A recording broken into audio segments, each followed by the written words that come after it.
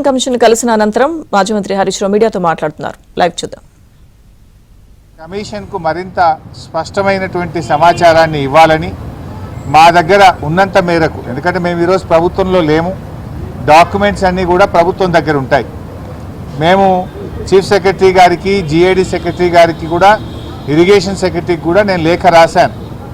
In fact నాకు ఆ రోజుల్లో తీసుకున్న క్యాబినెట్ నిర్ణయాలు కానీ, ఆ రోజుల్లో తీసుకున్న క్యాబినెట్ నోటు కానీ, డిపార్ట్మెంట్కి సంబంధించిన సమాచారం అంతా కావాలని చీఫ్ సెక్రటరీకి, జిఏడి సెక్రటరీకి, ఇరిగేషన్ సెక్రటరీకి ముగ్గురికి కూడా లేఖ రాశాను. కానీ వారి నుంచి స్పందన రావడం లేదు.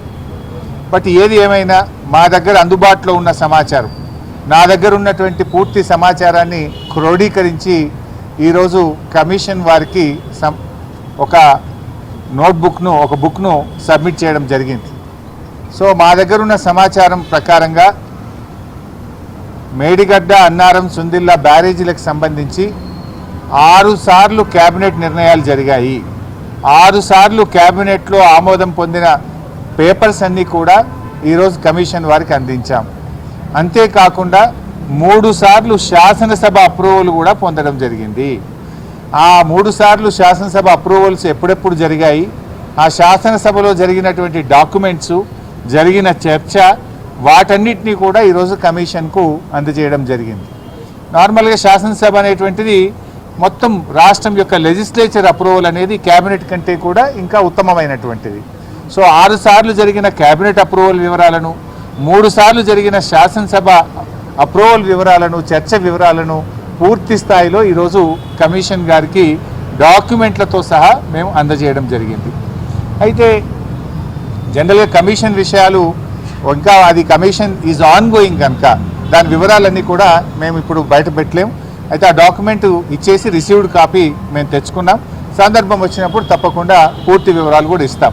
సో క్లుప్తంగా 6 సార్లు క్యాబినెట్ అప్రూవల్, 3 సార్లు శాసనసభ అప్రూవల్ జరిగిన అన్ని డాక్యుమెంట్లను ఆధారాలతో సహా మేము అందించాం. ఇంతకు మించిన వివరాలు కూడా ఉన్నాయి వాస్తవానికి, కానీ ఈరోజు ప్రభుత్వం మాకు ఇవ్వడం లేదు. సరే, ప్రభుత్వం మరి కమిషన్కి ఇచ్చింది అని పత్రికల్లో చదివాం. ఇచ్చిందా లేదా మాకు తెలియదు. అందులో ఎంతవరకు దాచారు, ఎంతవరకు ఇచ్చారు, వీ డోంట్ నో. వాస్తవానికి ఆ సమాచారం కూడా నేను అడిగాను మొన్న ఇరిగేషన్ సెక్రటరీ గారికి కూడా, కమిషన్కు మీరు అందించిన సమాచార వివరాలు అందించండి అని ఇచ్చాం. నిజంగా మీరు ట్రాన్స్పరెంట్గా ఉండదలుచుకుంటే సెట్ మాకు ఇవ్వండి. ఇవ్వడానికి ఎందుకు సంకోచిస్తూ ఉన్నారు? You give all the details. ఇచ్చినట్టయితే మరింత పారదర్శకంగా ఉంటుంది కదా. మా అనుమానం ఏంటంటే వీళ్ళు అసలు కమిషన్కు పూర్తి స్థాయిలో వివరాలు ఇస్తున్నారా లేదా, వాళ్ళకు అవసరమైన మేరకే ఇస్తూ ఏమైనా తప్పుదో పట్టిస్తున్నారనే అనుమానాలు మాకున్నాయి. అవి నివృత్తి కావాలంటే ఆ కాపీ అంతా మాకు ఇవ్వండి. ఎందుకంటే ఆ రోజు జరిగిన నిర్ణయాలు, క్యాబినెట్ నోట్స్ అన్నీ కూడా మాకు అందించండి అని చెప్పి నేను లేఖ రాశాను. ఇస్తే మంచిది, ఇవ్వకపోయినా పర్వాలేదు.